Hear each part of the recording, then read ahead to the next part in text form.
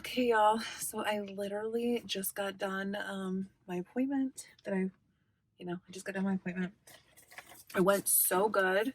I literally couldn't have really asked for it to go any better. I'm actually gonna sit here for a minute and not drive and drink some water. Weirdly, oddly, I have to urinate, but they were really worried that I just gave so much blood. Is that a fluffy thing or a bug? That's a tiny little bug. Mm-mm. Mm-mm. Go home. Go home. They were like afraid that I was gonna pass out. But I kind of have to pee a little bit. So we're just gonna sit here for like a couple minutes and drink water because I promised the nurse I would. It was a lot of vials. I will put a picture in here.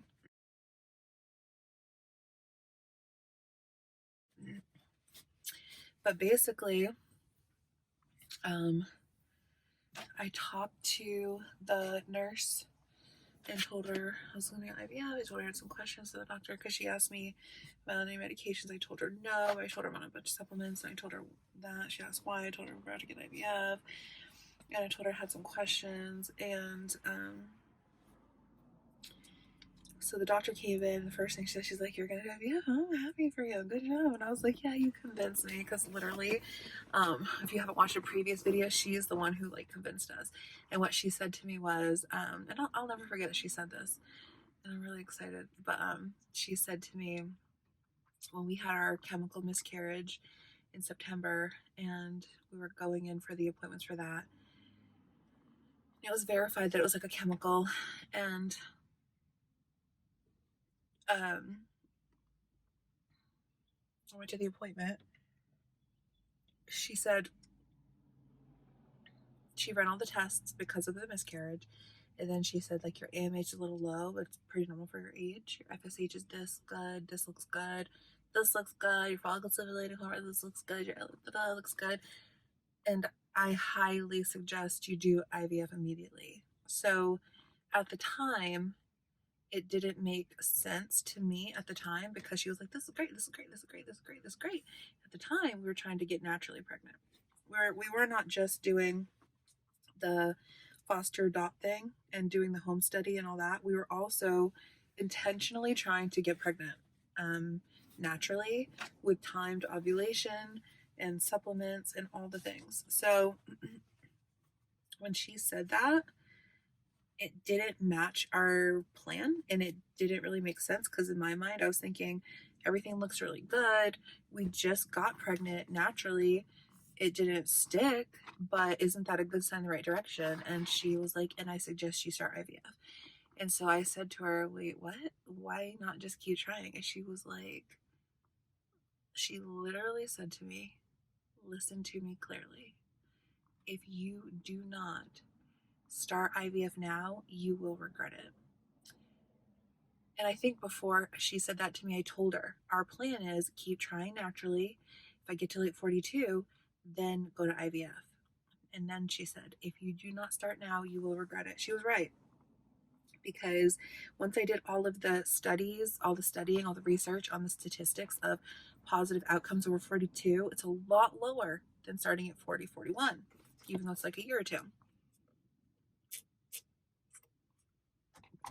So when I told her today, she was very happy and she was super, super eager and helpful and just super happy to help us to circumvent out-of-pocket costs and put it on insurance as a different expense. So thank you, God.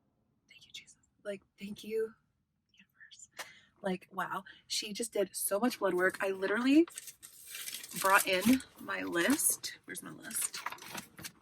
Please don't say I lost my list. Nope, I got it. My list. So, a woman, Life with Dee Dee on YouTube. Check her out. She had a list. Her list was typed in from CNY Fertility with the baseline, the preconceptions. This is the LabCorp preconception panel. It does some miscellaneous items. They tested everything. and maybe even some of these. These are the notes I put on the back.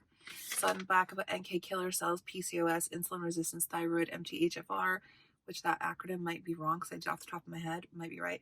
Hysteroscopy, HSG, saline sonogram, laparoscopy, and silent endo. She is also going to do a hysteroscopy for me, an HSG, a laparoscopy, everything. She's going to do all that. Only thing she wants me to do is find out when do I want it done. And then I just have to tell her and she's going to do it for me. Yay! I'm so excited. How great is that? It's going to be on insurance. I mean, hello. It's amazing. I mean, it's going to be so helpful. Like those blood work alone was between 500 to 550 or 600 depending on what I got, like if I got the A1C and all that stuff.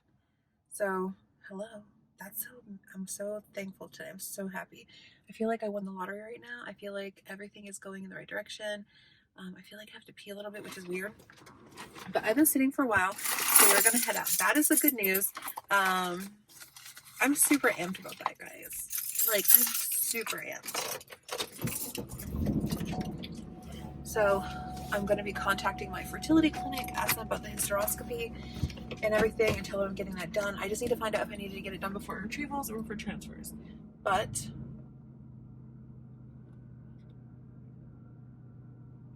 I'm super amped. Like, I couldn't be happier.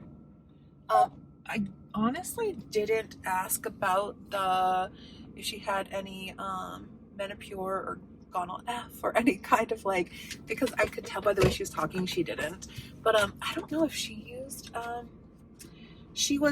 don't know if she ever used IVF, but she was talking about back when she did it. But we were talking about the protocol. She was very curious about, and not in a bad way, just really curious, like science minds, right? Like, oh, what are you guys like, they know what clinic are you going with, and like, what are you guys doing for this and for that? And she was very interested and very she was amazing, and we had a really great talk, and she was really interested in the protocols, and she said, so what kind of supplements are they recommending? And I told her, I said, like, honestly, they're not like really kooky about like the natural herbs and remedies. Like they are going to put me on Omnitrope and LDN, and I told her like Omnitrope is an injectable human growth hormone, and LDN is a low dose naltrexone. I told her like that's like for drug addicts, but on a low dose it's for inflammation. And I told her, I said, basically for me, they're treating my PCOS and my fertility issues as almost like an autoimmune response, as like an inflammation issue. So I told her that the doctor we're using, Robert Kiltz is his name, Dr. Robert Kiltz with CMI Fertility. He's fabulous. He is basically, he's very renowned for immunological reproduction. So he's great at that. So I feel like if you have PCOS, if you're a big girl, like he is such an awesome advocate for plus size women. Like the things I've talked to, he does not at all think that you have to listen to the stuff he says. I don't even want to quote him because he's so fantastic when he talks about women and plus sizeness, and he is great. And there's a lot of like, oh my God, will this car pick a lane? There's a lot of like really great, I'm not even going to use the map to get home. I think I can figure this out, hopefully. Maybe not, maybe I won't, I don't know. Anyways, he's so fantastic, super fantastic.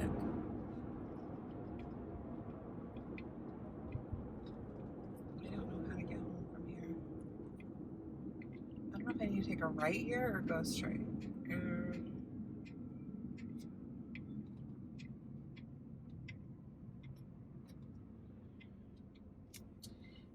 We'll go straight and then we'll figure it out.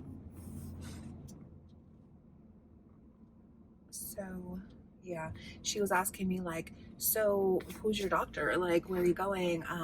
So what are the supplements they're having you take right now? What are they going to prime you with? What did they say? I told her they're going to go low and slow because PCOS, because age, AMH. She looked at all that. She said she's more than happy to do the blood work, anything I need done, hysteroscopy. Oh my gosh, she's so great. I'm so excited. I can tell she's really happy for me. I can tell she's really proud of me. Like I can tell, like she even said, like I'm so proud of you. Like you're doing so good. Like, and it means something to me from her, you know, because she's this great, fantastic, amazing doctor. I don't know. I had a great time going in there. I just love talking about IVF, clearly, but she was great, and you know, tips I could give you, make a connection with your OBGYN. And another thing too is the great thing is that she's gonna know when I fall pregnant. So, you know, and I told her we're probably gonna do 1 or 2 retrievals, May, June, maybe June. So I have to be somewhere in there because I think you have to wait like 6 weeks after hysteroscopy to get your transfer. And I told her, I said, because she asked about why wait. Number one, I don't know how long it takes to wait after the hysteroscopy for. I think I'm gonna have to turn around. Yeah, I'm gonna have to turn around. There's no way. This is not the right way.